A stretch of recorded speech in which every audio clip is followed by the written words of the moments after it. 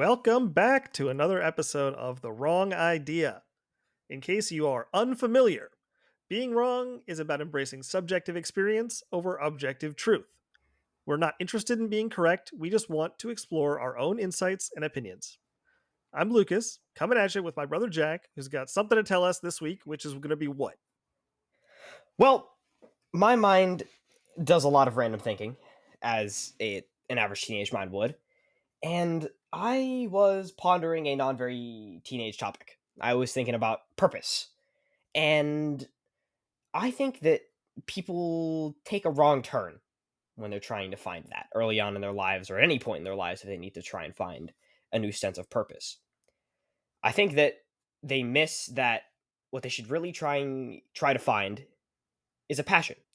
Okay, I like the direction here. So, figuring out how to determine what your purpose is maybe not the question to be asking. A better question is, what are you passionate about? I tend to agree with this line of reasoning because it is more active and it doesn't presuppose that there is some fixed purpose that you are trying to achieve. It sort of allows you to explore what you are capable of by pursuing things that make you happy or excited or interested. I love the use of the word dynamic because that's one of the main things that I was going to highlight is that what your passions are will necessarily change as you go throughout your life. As you're a little kid, you're probably going to be passionate about the color red. I don't know, some pretty juvenile. Then maybe you get into your early like teenage 20s, you might start getting passionate about like cooking or cars or working out. I've just said all the three things that I'm passionate about, but and then maybe you'll get into your 40s and then maybe your passion will start to be forming a family, starting some to like be able to retire, whatever. And your purpose can't be fixed because eventually you're going to lose it. When people lose that sense of purpose, they start to lose their motivation, their drive, their resilience. But if what you really are striving for in life is to try and find what you're passionate about and making the most of it, then you never really become lost. You're always sort of on that constant journey to find the next passion, the next endeavor that you can embark upon in your life. Okay, so I want to clarify too, because you said a phrase which was "find your passion," and again, but I think you were using that differently. Correct me if I'm wrong here, but again, it's this idea that passion, you're always looking for what makes you passionate. It doesn't have to be one thing. It's something. It can be whatever, and that's your whole point. It's this dynamic thing that you're always chasing whatever feels like it's driving you at that moment.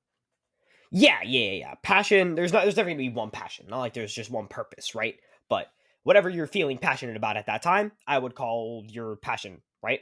I use the example of like let's say from the ages of 13 to like 20, you're like really into cooking, and so you like learn how to cook, and then you go to culinary school, and you found that your passion in life is cooking, and you want to become a chef. Then you have purpose set out, right? Or maybe you got really into cooking, but then realized, oh, I also really like art. So you decide to draw food or whatever, right? Something like that, because a lot of the stuff will be intertwined. But the point is just always trying to find what is interesting to you at the time and turning that into something which you can use to bolster the rest of your life. So this is an interesting point because I tend to I tend to like this notion that we can find passion in what we're doing, even if what we're doing isn't what we're passionate about. Does that make sense? It does. And it's interesting because it resonates with me a lot because I work out so much. I'm not always, like so enthusiastic about going to the gym because it like kind of sucks to like go get all sweaty and then come home and shower and have to eat dinner and do the whole shit. It's not always the best thing. However, when you're in the process of doing it, you're passionate about getting those good sets. When you're moving that weight around, you're in the zone. You are deeply, deeply focused and passionate about what you're doing on hand. So I definitely get what you're trying to say. Yeah, so you're not passionate about going to the gym necessarily, but you're passionate about working out, which is like when you're in that.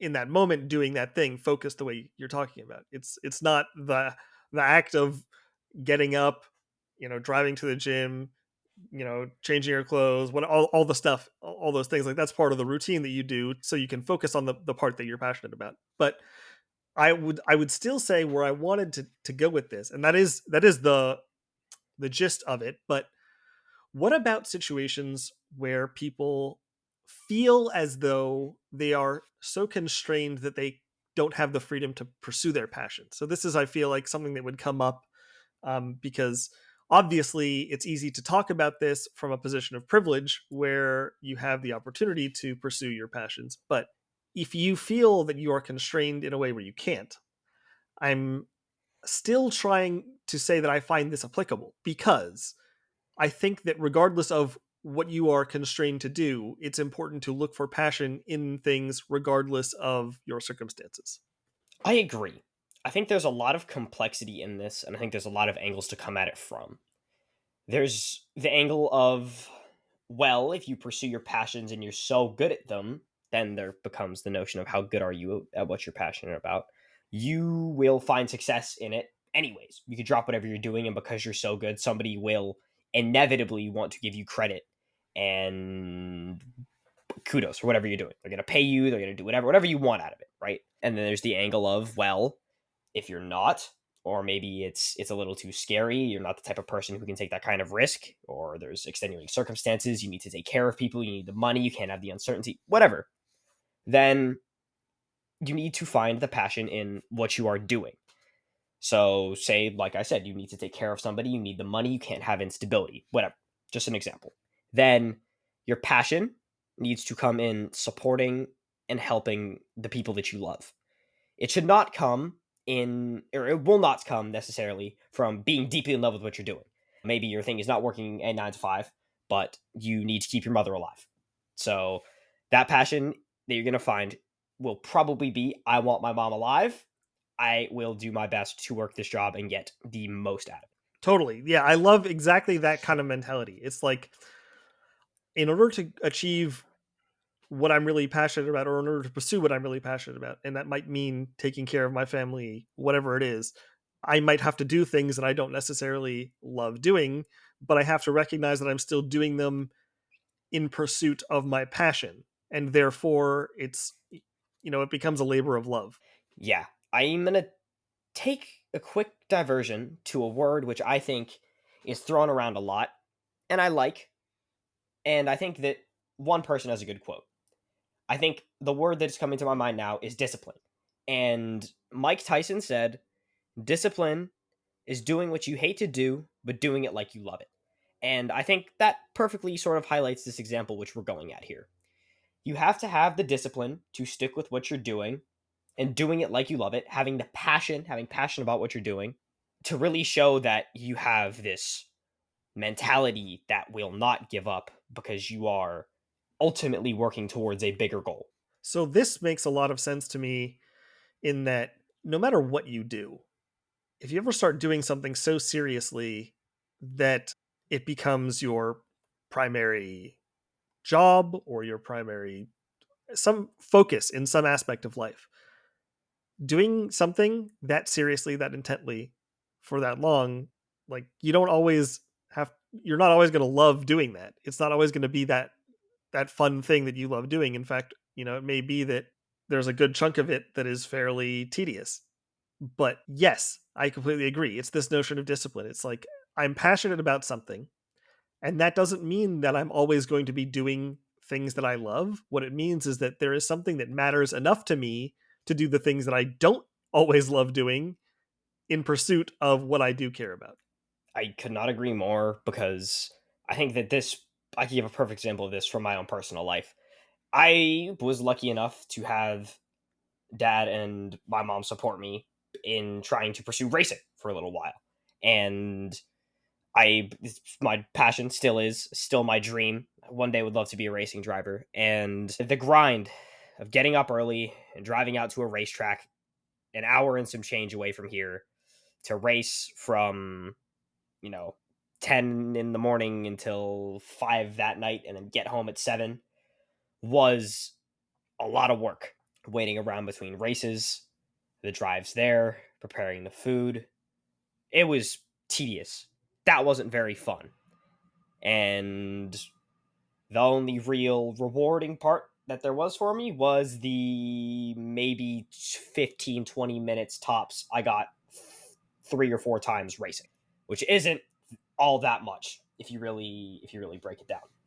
For a 12-hour day, you're maybe getting an hour out of that doing what you really want. But I was so engrossed with it at the time, and I still am. I would still do it in a heartbeat. However, this, I would argue, might be slightly easier to do, as after all, you are working towards that ultimate passion that you want. I'm not taking a stepping stone to hop islands into another thing. I'm not working a job so I can afford to go racing. I am just working through the struggles that come with going racing. So it's definitely a different circumstance, and I would not compare the two of them. They are very different. However, situationally, I would say that the challenges mentally were fairly similar because I'm not going to act like there wasn't complaining from almost everybody around me of, oh my God, it's so hot. It reeks of trash. I don't want to be here because we were next to like a trash factory. But it's definitely not as much of a struggle as it might be doing other things. It's funny that you mentioned this because just recently I was watching some random stuff on YouTube about card counting teams, and one of the aspects of that that came up was so much of their time is spent traveling from casino to casino, and they're like relatively far away from each other, and then it's like you can get in some time, but like they're going to catch you relatively quickly. So like you can only use up so much time actually doing the thing that you practiced all this time to do, and most of the time you're going to be like either literally traveling to different cities that don't know you yet, or driving to between casinos or whatever. And then even when you're at the tables playing, there's still all this downtime where you're just like keeping the count and waiting for opportunities to actually capitalize. So yes, it's like you devote your whole life to doing something. Like these teams literally go do this, like these trips, and most of the time, actually the vast majority of the time, they're literally not doing the thing that is the most fun or the reason why they're even there in the first place. Yeah, it's the love of the grind. I think you mentioned it. You probably use something different, but like you gotta love the process. You gotta fall in love with what you have to do in order to get where you want to be. It's in order to be really good. I always fall back on working out because to me it embodies it quite well. You have to fall in love with tearing your muscles apart in order to go pose in front of the mirror and look good. If you are a trader, if you're a day trader, you're going to have to fall in love with looking at green and red candles and listening to something say order filled quite often before you see those big profits or taking the big losses on whatever trades. You have to, or even if you're a developer, you're going to have to used to debugging hundreds if not thousands of lines of code in order to get a script running. It's very hard to do.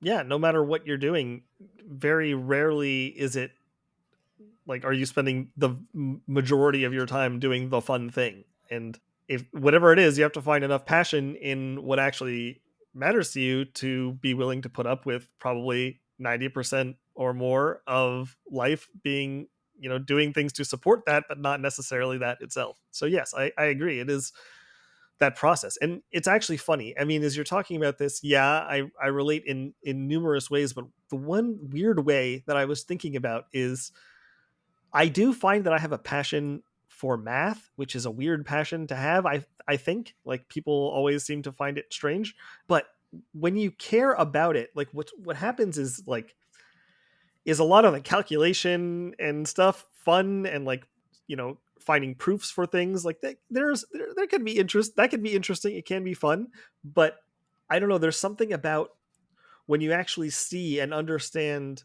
the structure underlying whatever this thing is, the math that you're trying to use to model something about the world, and you can understand how it's working at a computational level.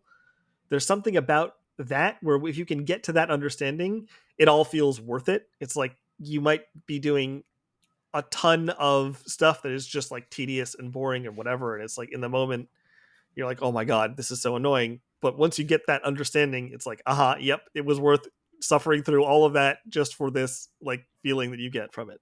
I can totally relate as somebody who has a quite a deep understanding of the world that surrounds racing and all of that. The time that you spend analyzing, at least for me, it's footage and looking at graphs and charts and listening to advice from coaches and failing, all culminating into maybe it's I'm able to give somebody a piece of advice which they couldn't see, or I'm able to make some leap forward or develop something new.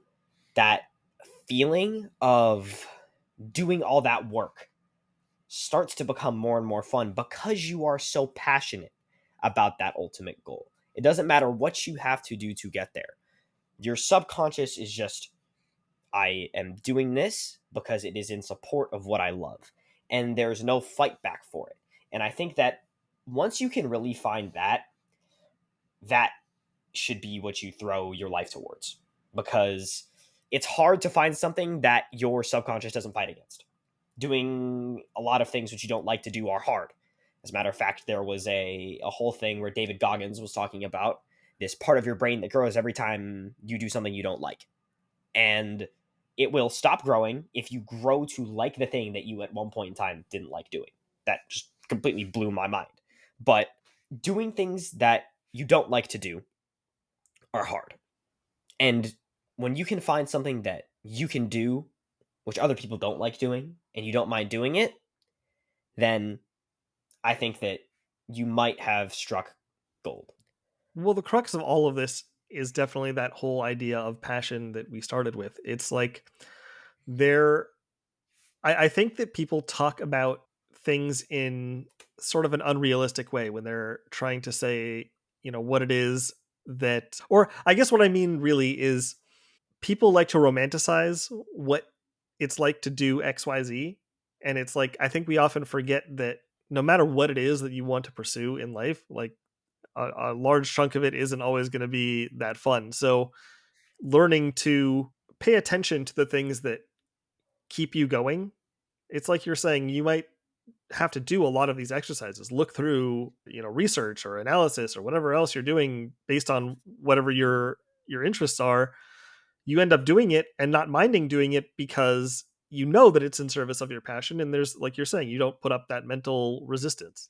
So the important thing is to recognize that no matter what you think might be interesting to do, or it might sound appealing. So I guess I come back to this notion of software engineering because when I was coming up doing this, it was like, this is the thing right now, the way to like make a lot of money without having to do a lot of hard like labor necessarily. It's like, you're able to write code and make a lot of money doing it. And so a lot of people wanted that job, but they weren't necessarily passionate about writing software or coding or whatever, however you want to think about it. And that created a lot of the state of the industry that I see today. But it's again because I don't see passion in the software that's written, especially as I was like starting to work in larger companies more and more. I was just seeing how much it had turned into just a job, not something people were doing because they love doing it. And I feel like that translates to everything in life. It's like, man, if you're going to spend all this time and energy doing something, try to make it in service of something that actually matters to you. Yeah, it's fascinating to me. And one thing that you said, which I want to hone in a little more on, because I think it's interesting, is paying attention to what keeps you going. I think that's important because knowing what keeps you moving forward when things get tough is an incredibly powerful tool.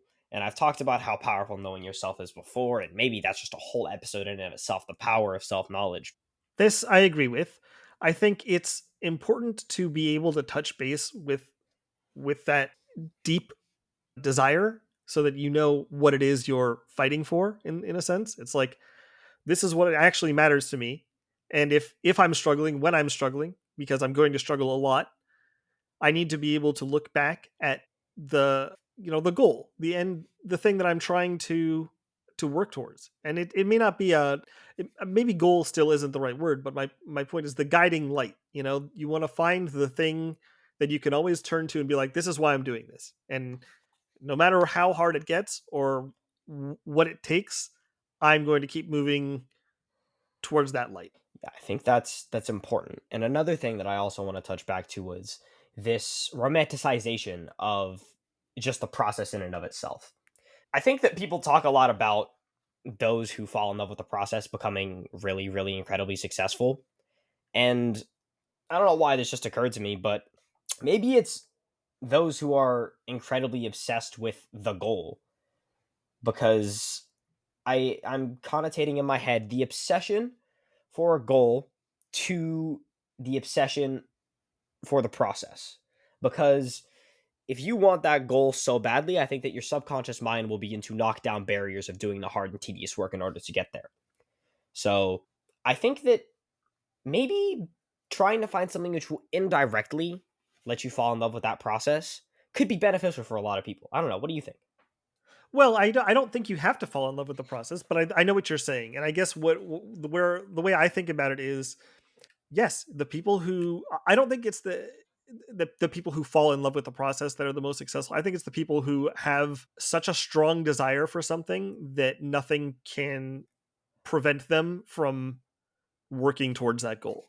It's like you have to be the part that resonates for me is obsessive. You have to be obsessive about something. It has to be something that you cannot help but work towards. It's the thing that you need to get done, that you feel a strong pull towards. Whatever it is that you think needs to exist in the world that doesn't, and you can work to help fill, like that's the thing for you. And those people who are obsessed with doing that and will not stop regardless, those are the ones who are successful. And whether or not they fall in love with the process, sure, you might. And or you might just be the kind of person who's like willing to tolerate it or whatever. My point is you do what you need to do to get the job done. Whatever it is that you care about, whatever it is that you want to work towards, if you can't be moved from that journey, then you're probably more likely to succeed because you aren't going to be diverted as frequently. I think that's well put. I agree. I think when you I mean, I guess this is kind of the whole crux of why I was saying this, is because once you have such a strong, you use the word, obsession towards something. To me, that's what I think of when I think of passion. When you are so incredibly passionate about something that there is nothing which can stop you in your pursuit of doing it, that's where you've really found, I think, what will end up being your purpose. Because I'm going to tie back to where I started here. People feel like they lack a sense of direction, and you use the term guiding light here. I'm going to tie back to that as well. That guiding light sometimes fades, and if you can keep it alive, it's an eternal battle to keep it alive. It's not just an external one. I think it sets you up for success. It sets you up to achieve your goals, and it sets you up ultimately, I believe, to end up being fulfilled.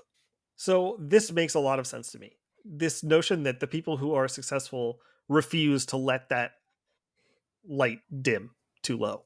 It's or to go out. The people who are successful are the ones who can keep that flame alive forever. No matter what, no matter how dark it gets, they will always be able to find that light in the dark somewhere. I think it almost to an extent has to be a skill, being able to keep that light alive, because for a lot of people it can burn out really quick, and then once they lose sight of it, they'll either give up or try and just light a new one. But being able to keep that flame burning under your feet is incredibly difficult, and I think that you will only learn how to keep that flame burning once you have found the thing which you're really passionate about, for the reason that there are always things which you can find which will keep you going. You are always doing something which you enjoy doing, and ultimately, you're not fighting some unwinnable battle. You're not pushing a rock up a hill in order to achieve the little goals and the big missions that you're trying to accomplish. Well, I think it's the discipline that you were talking about. It's like it's the skill that you're talking about of being able to keep that light alive. It is the discipline to, keep giving fuel to the fire to let it burn. You need to be able to keep doing that, and no matter how hard it gets, and that requires the discipline. Eh, But where I want to take this is this notion of finding your passion, and I feel like people struggle with this often for reasons that seem uh, strange to me, in the sense that I find that people do know what they're passionate about, but they're afraid to say, this is what I'm passionate about, because they feel that they can't use that to, usually to make money is the point. But it's like, how do I turn my passion into something that can sustain me in life? And I feel like that's why people have trouble answering the question, like, what is your passion, or feeling like they need to find it. I would argue, though, that your passion is the thing that you can't stop thinking about. It's the thing you are obsessed with. If you're not obsessed with anything, I would be amazed. I don't know, I've never met anyone who isn't obsessed with something. And I mean, it won't always be a good thing, but I guess my point is, if you're obsessed with something, there's probably a reason for it.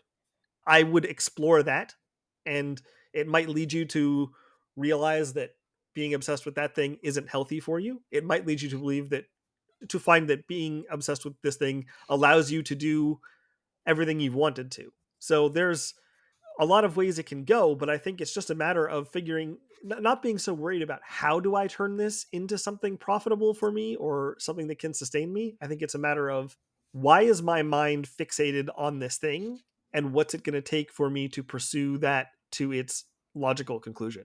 So again, to me, this rounds back to that you have to know yourself very well, because all of what you said there 100% resonates with me, and I think that ultimately it's figuring out, like you said, why are you so obsessed with what you're obsessed with? Because once you can more accurately express that and more accurately represent it with your actions, then you are going to be far more capable of achieving that, I guess, what you would call the financial component. If you have the obsession for a topic and you know why, you can probably find some specialized field that you can go into and be really good at. And I think that, like you said, people are a little bit afraid to admit. I think maybe for fear of judgment sometimes. People are a little afraid to admit what they're really passionate about. Yet I think that there are so many different things that people are passionate about that they don't realize that if they really explore deeply and accept what their passions are, I will say the good ones, the ones that stand to benefit you, not the negative ones, because there are negative ones. That there is something which can fulfill your passion. Because there are very, very few people that once they really take a deep look inside of themselves and find what they are truly passionate about, that cannot find something which not only quenches the happiness aspect, but also the financial aspect. Yeah, I think there's, I mean, maybe I'm crazy, but my opinion is, whatever it is you're passionate about, there's some way to make money off of it. I just can't imagine that there's really no way to, like, with all the crazy ways people find to make money. I just think you're better off trying to pursue things that, keep you going, and that keep you excited and keep you happy, and something that's in service. I guess where I would take this is, you frame it as self knowledge, or knowing yourself, whatever, however you want to say it. But in my mind, it's as simple as this notion of developing a relationship with yourself, with your subconscious. You as have this conscious awareness and experience of the world, but there's this whole other you that is below the surface.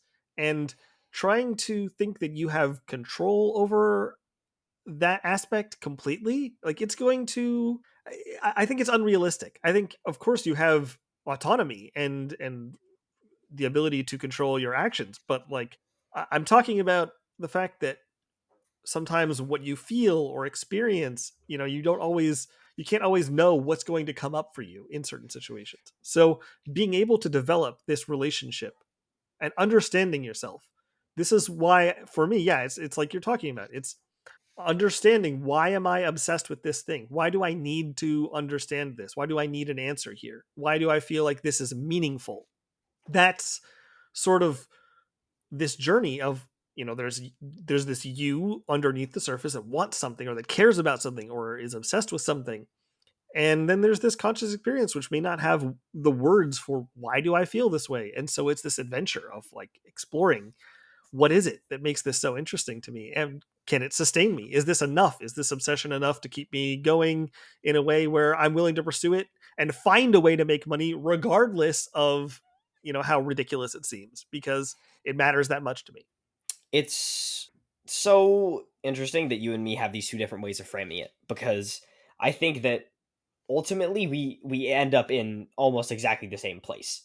And it's cool to see that we have these two different ways of abstracting the relationship with yourself and the knowledge of yourself in different ways, but we still get to the same place. It's very fascinating to me. And I think that I'll round this off with how I think that I have ended up finding my own passion, my real passion that I wanted to do. And as I've said too many times, and you've heard me say, I love cars. I'm obsessed with them. And eventually I took some time to try and think about, well, why do I love them? And once I did, and I kind of just started being like, the sound, the smell, the complexities, the smile, that's what encapsulated it to me. It was a not just a thing. To me, it was almost a way of living your life. And I then also began to realize that I love expressing that to other people. And for a long time, people have always been very complimentary of my writing. And I figured, well, I like to talk. After all, I do have a podcast. And I have quite a deep knowledge in cars. So to me, it recently clicked that automotive journalism would be like one of the ultimate jobs. And while on the surface, if you say that to somebody, I've definitely said it to people and they've been like, huh?